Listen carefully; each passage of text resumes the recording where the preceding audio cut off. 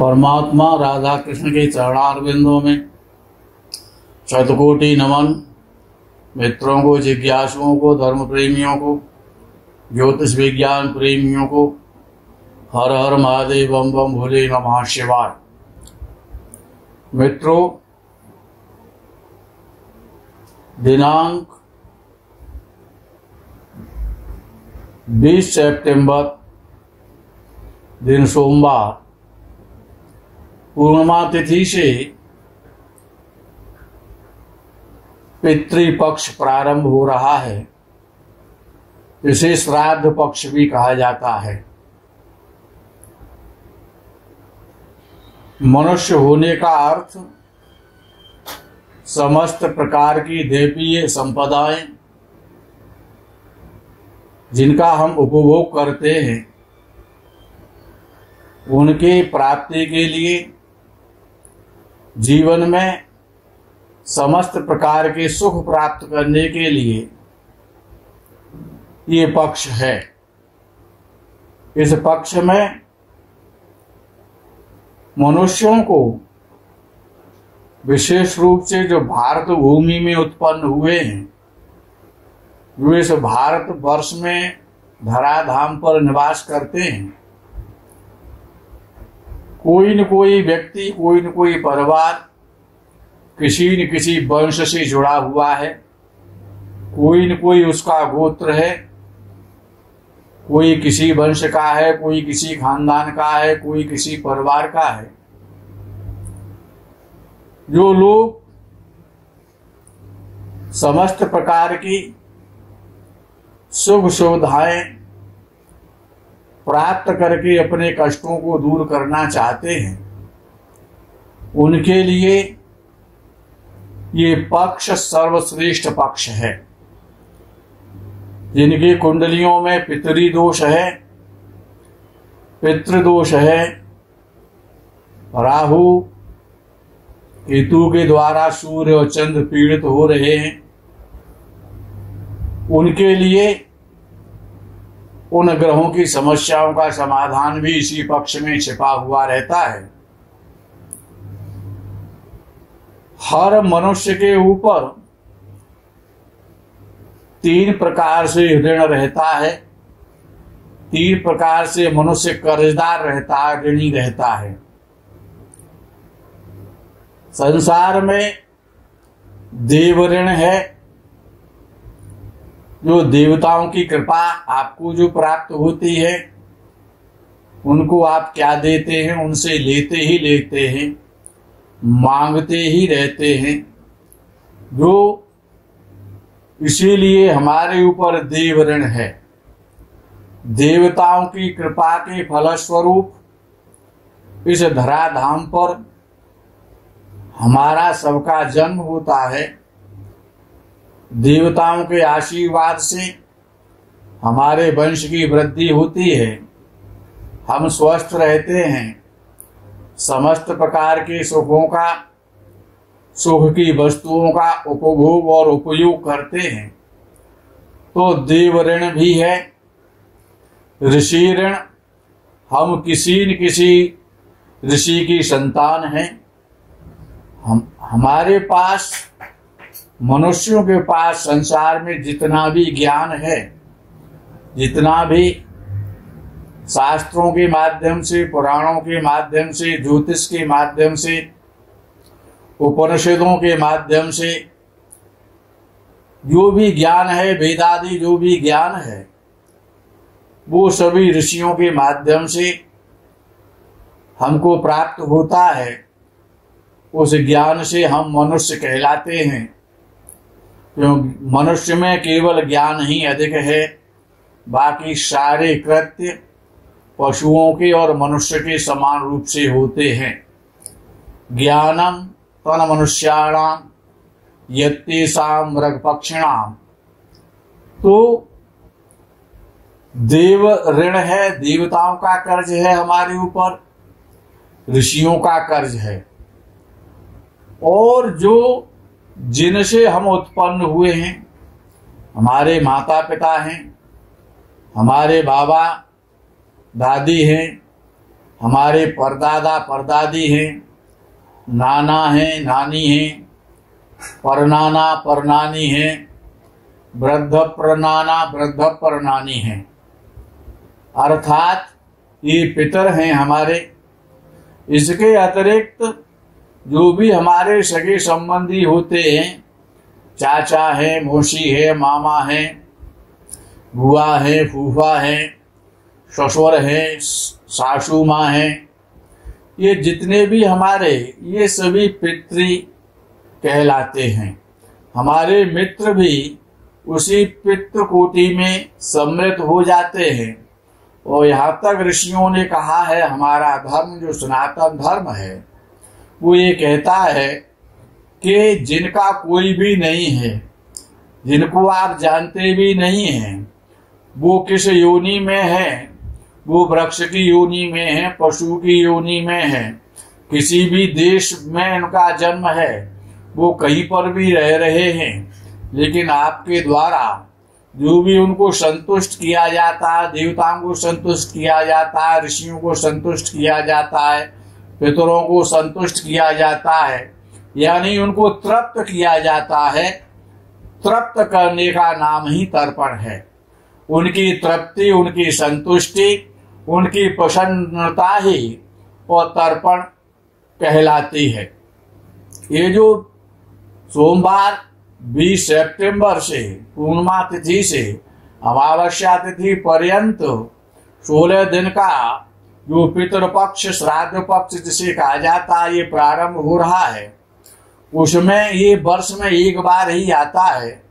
यद्यपि नित्य का प्रावधान अलग होता है, लेकिन इसमें विशेष रूप से जिन्होंने आपको जन्म दिया है, जिनका आपसे ब्लड का संबंध है, जिनसे आपका मित्रता का संबंध है और जिनसे कोई भी संबंध नहीं है, उनको भी आप निस्वार्थ भाव से यदि संतुष्ट करते हैं तर्पण के माध्यम से, तो उनका भी आशीर्वाद, उनका भी फल, वो भी पुण्य आपको ही प्राप्त होगा। आपके द्वारा दिया हुआ जो तर्पण रूपी जो जल है वो उनको प्राप्त होगा। वो संतुष्ट होंगे और आपको आशीर्वाद देंगे। आपके कुंडली में जो पितृदोष इत्यादि हैं वो अवश्य रूप से शांत होंगे, आपको शुभ फल की प्राप्ति होगी। तो मित्रों, बड़ा सरल है तर्पण करना। तर्पण कैसे किया जाता है?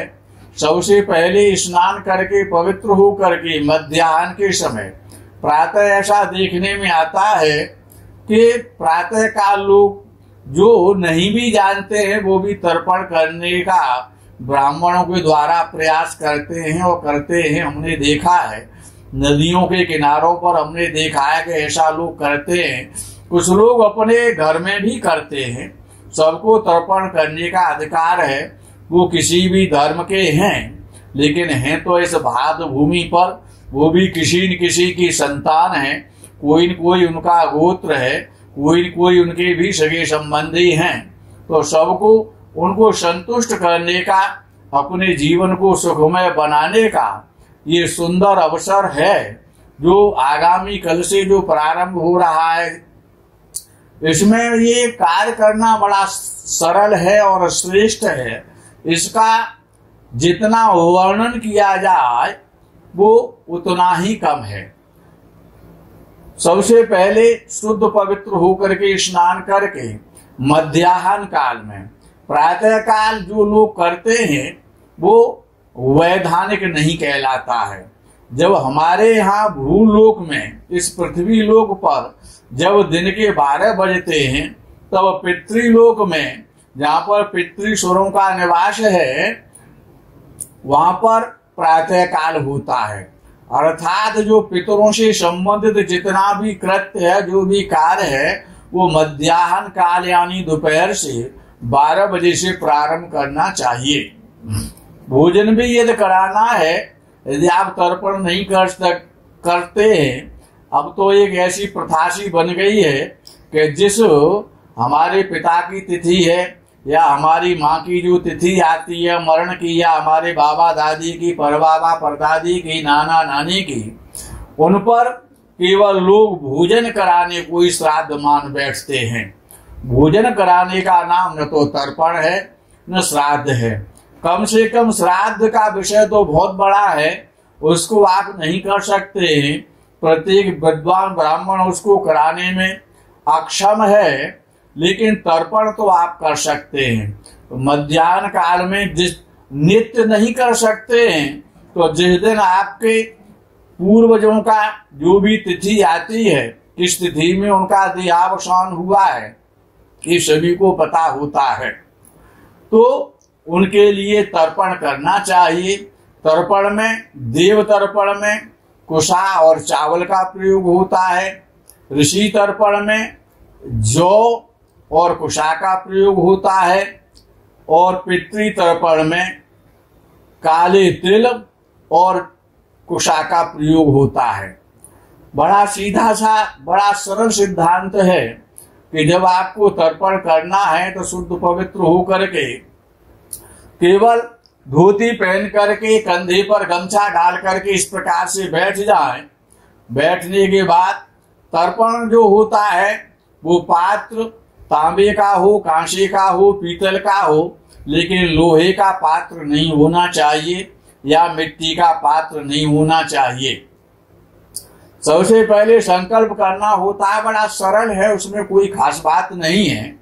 मैं आपको बताए देता हूं, कुछ भी नहीं बोलना है। ओम तत्सत श्री विष्णु श्री विष्णु श्री विष्णु नमः परमात्मने श्रीमद् भगवतो महापुरुषस्य विष्णोराध्या प्रवर्तमानस्य अद्य श्री ब्रह्मणो वह्नि द्वितीये परार्धे विष्णुपदे श्री श्वेत वाराह कल्पे वैवस्वत मंत्रे कृततेता द्वापरांते अष्टाविंशतितमे कलयुगे कलि प्रथम चरणे जम्बूद्वीपे भारते वर्षे भरतखंडे आर्या भरतांतर्गत ब्रह्मा भरतैक देशे पुण्य प्रदेशे बौद्धावतारे प्रभवादि षष्टि संवत्सराणाम मध्ये राक्षस नामनी संवत्सरे।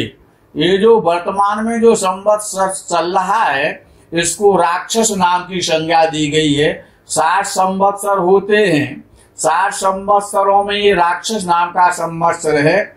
जिस प्रदेश में आप रहते हैं, जैसे आप मध्य प्रदेश में रहते हैं तो मध्य प्रदेश है, उत्तर प्रदेश में रहते हैं तो उत्तर प्रदेश है, महाराष्ट्र में रहते हैं तो महाराष्ट्र प्रदेश है।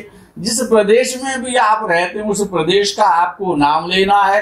जिस शहर में आप रहते हैं, जैसे भोपाल नगरी, मुंबई नगरी, सूरत नगरी, दिल्ली नगरी, इस प्रकार से अपने नगर का नाम लें जहां पर आपको तर्पण करना है। उसके बाद में मासा नाम उत्तमे मासे पूर्ण पवित्रे मासे, ये आश्वनी मास कहलाता है। तो आश्वनी मासे सुबह कृष्णे पक्ष, पूरा पक्ष, कल का जो दिन है वो शुक्ल पक्ष कहलाएगा। तो कल को पूर्णिमा को यदि आपको तर्पण करना है तो शुक्ल पक्ष बोलेंगे। बाकी अन्य सभी शेष दिनों में अमावस्या पर्यंत तक और कृष्ण पक्ष का उपयोग, शब्दों का उपयोग करना है। जहां पर जो भी दिन है, जैसे कल सोमवार है तो सोमवासरे, अगर मंगलवार है तो भौमवासरे, बुधवार है तो बुधवासरे, बृहस्पतिवार है तो बृहस्पतिवासरे, शुक्रवार है तो शुक्रवासरे, और शनिवार है तो शनिवासरे, और रविवार है तो रविवासरे। इस प्रकार से केवल इतना ही तो आपको बोलना है। जहां पर तिथि का विषय आता है तो वहां पर आपको बोलना है, पूर्णिमा को कर रहे हैं तो पूर्णिमायाम तिथौ, प्रतिपदा में कर रहे हैं, पड़वा के दिन कर रहे हैं तो प्रतिपदायाम तिथौ, द्वितीया में कर रहे हैं तो द्वितीयायाम तिथौ, तृतीया में कर रहे हैं तो तृतीयायाम तिथौ, चतुर्थी में कर रहे हैं तो चतुर्थयाम तिथौ, पंचमी में कर रहे हैं तो पंचम्याम तिथौ, षष्ठी में कर रहे हैं तो षष्ठयाम तिथौ, सप्तमी में कर रहे हैं तो सप्तम्याम तिथौ, अष्टमी में कर रहे हैं तो अष्टम्याम तिथौ, नवमी में कर रहे हैं तो नवम्याम तिथौ, और दशमी में कर रहे हैं तो दशम्याम तिथौ। एकादशी में यदि आप तर्पण कर रहे हैं तो एकादश्याम तिथौ, और द्वादशी में कर रहे हैं तो द्वादश्याम तिथौ, त्रयोदशी में कर रहे हैं तो त्रयोदश्याम तिथौ, और चतुर्दशी में कर रहे हैं तो चतुर्दश्याम तिथौ, अमावस्या में कर रहे हैं तो अमावस्याम तिथौ। इस प्रकार से तिथि और बार और पक्ष आपको भूलना है। उसके बाद में अपना गोत्र बोलना है। मैं अमुक वर्ण में उत्पन्न, यदि ब्राह्मण वर्ण में है तो विप्र वंशोद्भव, यदि क्षत्रिय वंश में है तो क्षत्रिय वंशोद्भव, यदि वैश्य वंश में है तो वैश्य वंशोद्भव। तो इस प्रकार से अपने वर्ण का उच्चारण करना है। जो भी आपका गोत्र है, कश्यप गोत्रोत्पन्न, अत्रि गोत्रोत्पन्न, भारद्वाज गोत्रोत्पन्न, जो भी आपका गोत्र है, वशिष्ठ गोत्रोत्पन्न, जो भी आपका गोत्र है, इस प्रकार से गोत्र आप बोल सकते हैं। उसके बाद में यदि आपका नाम रमेश शर्मा है तो रमेश शर्मण, यदि आपका नाम सुरेश शर्मा है तो सुरेश शर्मण, यदि आपका नाम यशवीर सिंह है तो आपको बोलना यशवीर सिंह हो हम। यदि आपका नाम सत्यपाल सिंह है तो आपको बोलना सत्यपाल सिंह हो हम। आगे क्या बोलना है? श्रुति स्मृति पुराणोक्त पूर्ण फल प्राप्त्यर्थम देवदशी मनुष्य पितृतर्पणम करिष्ये, इतना आपको बोलना है। उसके बाद हाथ जोड़ के प्रार्थना करें। ब्रह्मादयः सुराः सर्वे ऋषयः शनकादयः आगच्छन्तु महाभागा ब्रह्मांडोदरवर्तिनः। उसके बाद में 3 कुशा ली जाती हैं। 3 कुशा हाथ में रख करके उंगलियों के अग्रभाग से, उंगलियों का अग्रभाग देवतीर्थ कहलाता है। जो कुशाओं की जड़ है वो अपनी तरफ कर लो, और कुशाओं का जो अग्रभाग है वो उंगलियों की तरफ कर लो। 3 कुशाएं हाथ में लेकर के ब्रह्मा तृप्यताम, ब्रह्मा जी को जल दो। विष्णु तृप्यताम, विष्णु जी को जल दो। ओम रुद्र तृप्यताम, भगवान शंकर को जल देना है। ओम प्रजापति तृप्यताम, ओम देवास तृप्यंताम, ओम छंदांशी तृप्यंताम। इसी प्रकार से ये आपको भूत ग्राम चतुर्वेदस्त्रप्यताम, यहाँ तक आपको बोलना है। हाथ में थोड़े से चावल रहने चाहिए क्योंकि देवताओं का आप तर्पण कर रहे हैं। कुशा रहनी चाहिए, 1-1 अंजलि जल, और देवताओं को चावल और कुशा के माध्यम से 1-1 अंजलि सिर्फ आपको जल देना, कुछ भी तो नहीं करना है। आपके देवता प्रसन्न हो जाएंगे। ब्रह्मा जी प्रसन्न होंगे, विष्णु जी प्रसन्न होंगे, भगवान सदाशिव प्रसन्न होंगे, समस्त देवता प्रसन्न होंगे। तो इस प्रकार से आपको ये जल देना चाहिए। 1-1 अंजलि जल और देवताओं को दिया जाता है। उसके बाद में ऋषियों का तर्पण आता है, जो सप्तऋषि होते हैं। तो सप्तऋषियों के लिए भी आप 1-1 अंजलि जल देंगे। ओम मरीचिस्तृप्यताम, ओम अत्रिस्तृप्यताम, ओम अंगिरास्तृप्यताम, ओम पुलस्तस्तृप्यताम, ओम पुलहस्तृप्यताम, ओम क्रतुस्तृप्यताम, ओम वसिष्ठस्तृप्यताम, ओम वशिष्ठास्तृप्यताम, ओम भृगुस्तृप्यताम, ओम नारदस्तृप्यताम। इस प्रकार से आप जल देंगे। देवताओं के लिए और सप्तऋषियों के लिए 1-1 अंजलि आपको जल देना है। फिर उसके बाद में दिव्य मनुष्य तर्पण आता है। दिव्य मनुष्य तर्पण में यदि आप यज्ञोपवीत जनेऊ नहीं पहनते हैं, कोई बात नहीं है। जो जनेऊधारी हैं उनको जनेऊ कंठी कर लेना चाहिए। और जो गमछा होता है, ये जनेऊ नहीं पहनते हैं तो गमछे को इस प्रकार से कंठी कर सकते हैं। गमछे से भी काम चल सकता है। उत्तर दिशा की तरफ मुख कर लें और अपने हाथ में जौ ले लें, और तीनों कुशाओं के मध्य भाग से और आपको जल देना है। जो दोनों हथेलियों के मध्य में जो तीर्थ होता है ये प्रजापति तीर्थ कहलाता है। दो दो अंजलि इस प्रजापति तीर्थ से जौ और कुशा के माध्यम से दो दो अंजलि आपको जल देना है। सनकस्तृप्यताम ओम सनकस्तृप्यताम, ओम सनंदनस्तृप्यताम, ओम सनंदनस्तृप्यताम, ओम सनातनस्तृप्यताम। इसी प्रकार से और ये आपको दिव्य जो दिव्य मनुष्य तर्पण है, ये दिव्य मनुष्य कहलाते हैं, इनके लिए आपको तर्पण करना है। उसके बाद में 3-3 अंजलि जल का प्रावधान आता है। आपको दक्षिण दिशा की तरफ मुख करके बैठ जाना है। हाथ में काले तिल्ले लेने हैं और ये जो अंगुष्ठ और जो तर्जनी उंगली का जो मध्य भाग होता है ये पितृ तीर्थ कहलाता है। इस पितृ तीर्थ के माध्यम से और कुशा की जो जड़ है वो पितृ तीर्थ की तरफ रहनी चाहिए। तो इस प्रकार से आप जल देंगे, इस प्रकार से भरेंगे और इस प्रकार से छोड़ेंगे। एक 3-3 अंजलि आपको जल देना है। जो भी आपके पास जल है उसमें तिल डाल लें, तो तिलों के माध्यम से, कुशा की जड़ के माध्यम से और पितृ तीर्थ से आपको पहले तो जो जल देना है, जो दिव्य पितृ, जो दिव्य हमारे पितृश्वर हैं, जो दिव्य पितृश्वर कहलाते हैं, और जो 14 यम हैं, 14 यम को जल देना है और दिव्य पितृश्वरों को जल देना है। उसके बाद फिर अपने पितरों को जल देना है। तो इस प्रकार से दोनों गोत्रों को, दोनों कुलों को दिया जाता है। अपने कुल को देना है, अपने पिता को देना है, अपने पितामह को देना है, अपने परपितामह को देना है। उसके बाद अपनी माँ को देना है, अपनी पितामही को देना है और अपनी परदादी जो परपितामही कहलाती हैं उनको भी आपको जल देना है।